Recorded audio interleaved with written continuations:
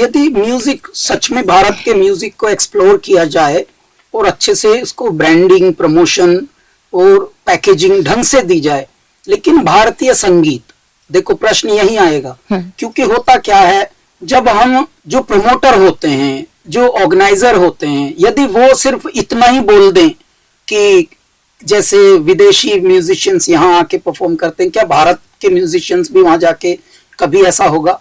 It means उन्हीं की knowledge पहले कम है, इसलिए उनके प्रश्न में ही बहुत बड़ा अधूरापन है। देखिए, उनका म्यूजिक बहुत अलग बात है, हमारा म्यूजिक कहना बहुत ही अलग बात है। हमारे यहाँ ब्रांडिंग, प्रमोशन सबसे ज्यादा फिल्मी म्यूजिक को मिलता है, उनके यहाँ म्यूजिक को मिलता है। And there is a huge difference between music and filmy music. फिल्मी म्यूजिक हम बार बार कह रहे हैं, कितने सारे प्लेटफॉर्म्स पे कह रहे हैं, कुछ मीडिया तो मतलब होते हुए भी कान है, आंख है, लेकिन फिर भी वो प्रयोग नहीं करते।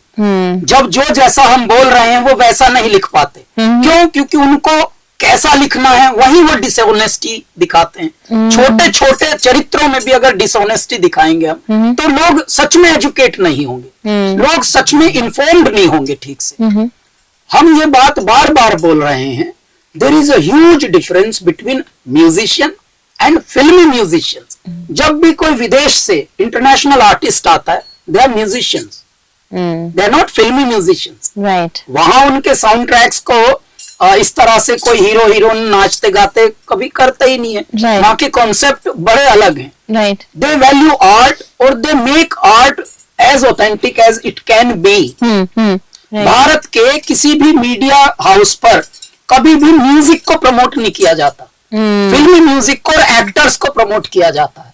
यहाँ तक कि फिल्मी गाने जो हिट होते हैं उनको एक्टर्स के नाम से बताया जाता है, ये फलां का गाना है, ये फलां एक्टरों के नाम से बता रहे हैं जी। कितनी कॉम्प्लिकेटेड चीजें हैं। वहां का जो म्यूजिशियन होंगे, उनके बैंड्स होते हैं, they write their own lyrics, they write their own notes, they write their own sound and they perform. Whereas in India, Bharat, अभी भारत में जब आप आते हो तो भीड़ ऐसी होती है, लेकिन नकली कामों के लिए होती है। अब वो गाना गाया किसी ने, लिखा किसी ने, म्यूजिक किसी का, एक्टर आके डांस कर रहा है, वो वाले प्रमोट हो रहे हैं चीजें। तो देखिए, एजुकेशन तो पहुंची नहीं ना ठीक से, कि रियल म्यूजिशियन तो है ही नहीं यहाँ पे, फिल्मी म्यूजिशियन है, तो उनका प्रमोशन है। अच्छा, वो लिमिटेड है। जब वो लिमिटेड है तो कभी भी विदेश में उन्हीं को सुनेंगे ना जो फिल्म को देखते हो, फिल्म म्यूजिक सुनते हो। अब जब वही है तो वो तो बहुत ही इतने से हैं, वो बहुत कम है, वो कम्युनिटीज में है। तो इसके बाद क्या होता है, यहाँ से जब जाएंगे तो आप उस कम्युनिटी के ही लिए जाएंगे, उस कम्युनिटी ने तो कभी स्टेडियम भरना नहीं है, क्योंकि उसमें बहुत जनरेशन गैप है। जितने भी डायस्पोरा के लोग हैं, वहां जनरेशन गैप्स बहुत हैं। ना आप इधर के रहे, ना उधर के रहे, ना खुदा ही मिले, ना विसाले सनम।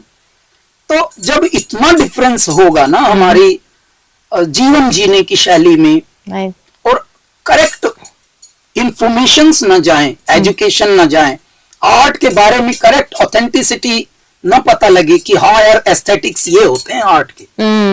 You know, real music is that which is called non-film music, yet there is a story behind it. You know, any listener can connect themselves कि हाँ यार ये जो तेरी दीवानी कैलाश खेर और कैलासा ने बनाया था, I see so much of my own story in it. Man, I love the video. This video says so much things, man. And that gives you open canvas, open canvas to color your own vision through stories, through videos. So that is where you are giving the open horizon to every listener.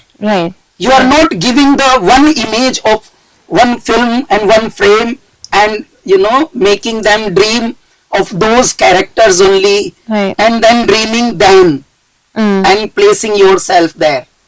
So that is a very limited thing. तो ये approach अगर बदलेगी और music को हम उसी level पर देखना शुरू करेंगे, तब लगेगा जैसे हम भी डेवलप्ड हो गए हैं इस सोच में, इस सेंसिबिलिटीज में।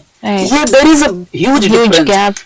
देखिए, भारत की एक प्यारी बात देखिए, जब भी कोई विदेशी आर्टिस्ट आता है, बहुत सारे लोग उनके लिए दिल खोल के टिकट खरीदते हैं, कभी कभी तो ओवर बजट वाले टिकट्स भी खरीदते हैं। पेरेंट्स भी खुश होके पैसा बांटते हैं अपने बच्चों को। भारत की आज स्थिति वैसी है। कितने लोगों को जब उनके पेरेंट पूछते भी आके कि कैन यू हम 1 लाइन और 2 lines of what your favourite artist was singing, तो वो नहीं बता पाते, बता नहीं पाते, लेकिन फिर भी वो उस तरफ जा रहे हैं, उस आर्ट को पसंद कर रहे हैं, which is very beautiful thing. बता नहीं पा रहे, लेकिन मन उनका जा रहा है इंटरनेशनल आर्टिस्ट की तरफ, ऑथेंटिक आर्ट की तरफ। Why can't this happen with Indian artists also? तो इसका मतलब देयर इज अ गैप, जहां पर प्रमोशनल जो एक्टिविटीज करने वाले लोग हैं धरती पर, चाहे वो सोशल मीडिया बोलिए, डिजिटल मीडिया बोलिए, या जो भी मेन स्ट्रीम मीडिया होते हैं, उनको म्यूजिक को प्रमोट करना चाहिए प्रॉपर। फिल्मी की तरफ भी रहना, लेकिन थोड़ा म्यूजिक को भी लीजिए, क्योंकि स्पेक्ट्रम भारत का बड़ा है, और लोगों को इन्फॉर्म करेंगे informer. You have to shake them up. Come on, come on.